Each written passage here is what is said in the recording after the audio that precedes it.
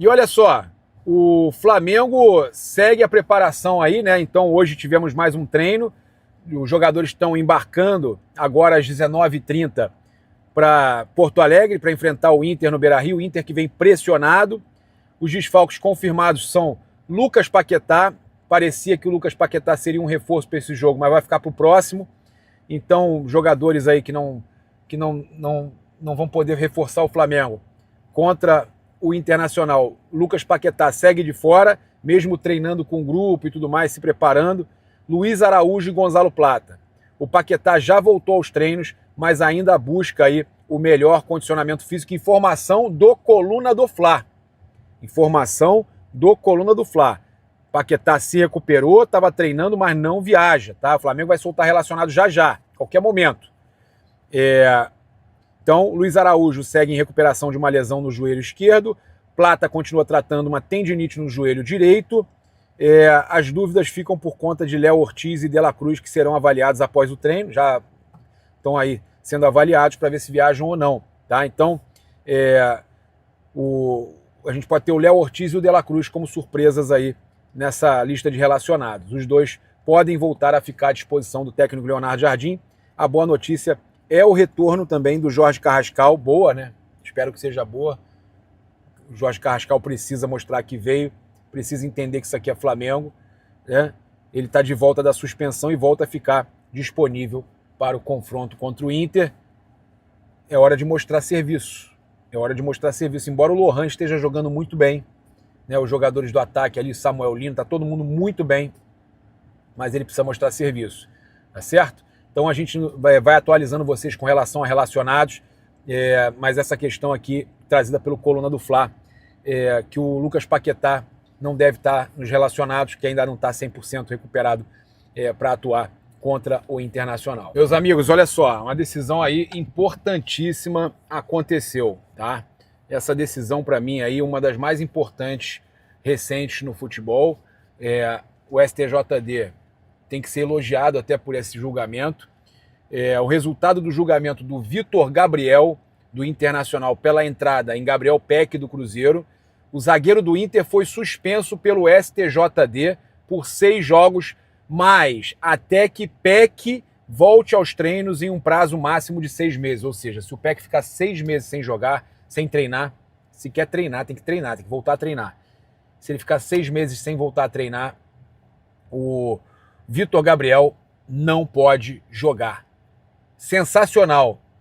Cara, se eles fazem isso há muito tempo atrás, evitava uma série de coisas. Se tivessem feito isso com o Fagner contra o Ederson, na época que ele arrebentou a perna do Ederson, o Fagner, se bobear, nem tinha ido para a seleção tantas vezes como foi. Talvez tinha ficado muito tempo fora também, junto com o Ederson. Então, isso aí tem que servir de exemplo.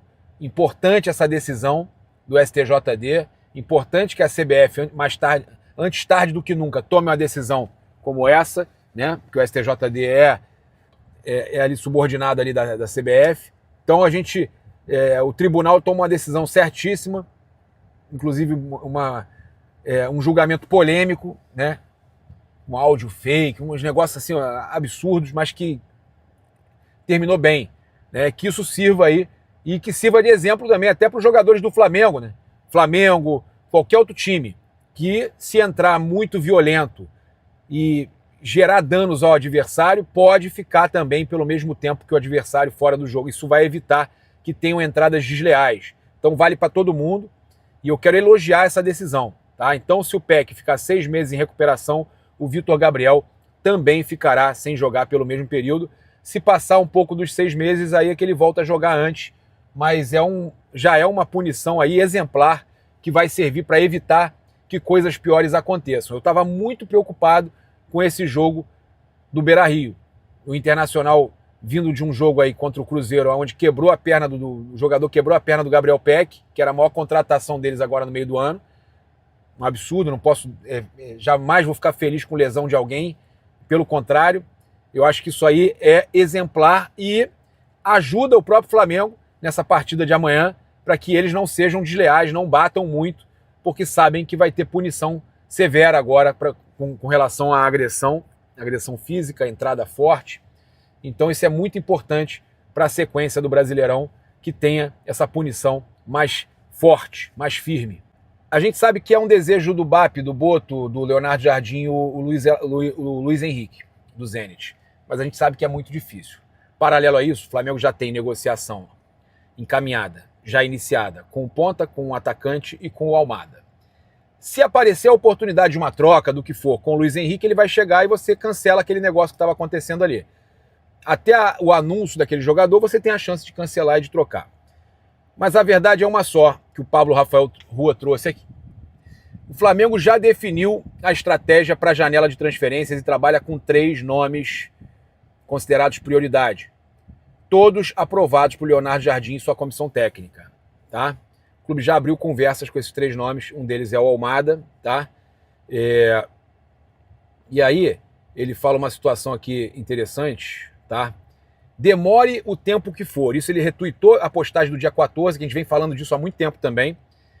Demore o tempo que for.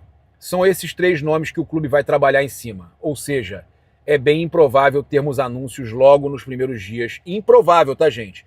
Logo nos primeiros dias de janela de transferência, vai demorar um pouco mais. Ele fala que no dia 14 de julho trouxe essa informação e não fica inventando. Cara, ele não fica inventando, a gente não fica inventando.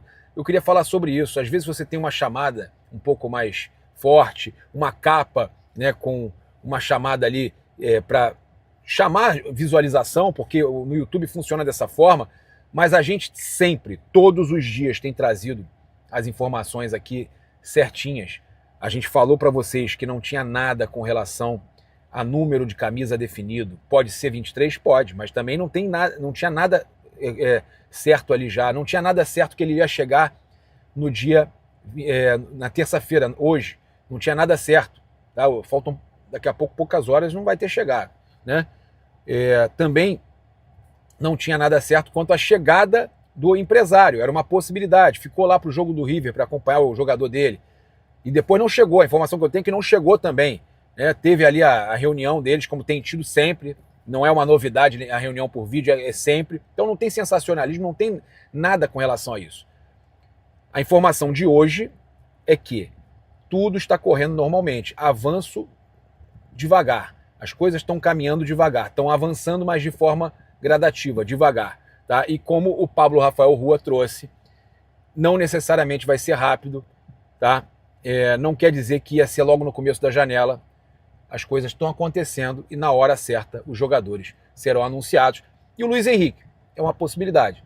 É muito difícil o negócio com o Luiz Henrique. A gente já falou aqui várias vezes. É um negócio complicadíssimo. É um negócio que envolve muitas situações. O Zenit só aceita valores altos. Não é todo jogador que o Zenit vai aceitar colocar no negócio. Então pode não acontecer. O Flamengo, enquanto isso, já tem amarrados ali os jogadores. O ponta, o atacante. E está tentando fechar o Almada. Está caminhando de forma gradativa, não está nada fechado ainda, mas já venceu várias etapas e as coisas estão acontecendo, tá certo? É isso, essas são as informações aí com relação ao Almada e mercado da bola, e é tudo, cara, as coisas acontecem, tá? Mas não vão ser na velocidade que o torcedor está querendo. É isso, eu convido você a seguir, curtir, compartilhar em todas as plataformas. Você que está no YouTube, eu convido a se inscrever aqui embaixo, acionar a notificação no sininho, deixar aquele like maroto no vídeo. Muito obrigado aí pela sua companhia. Saudações rubro-negras, só que é Flamengo. Valeu!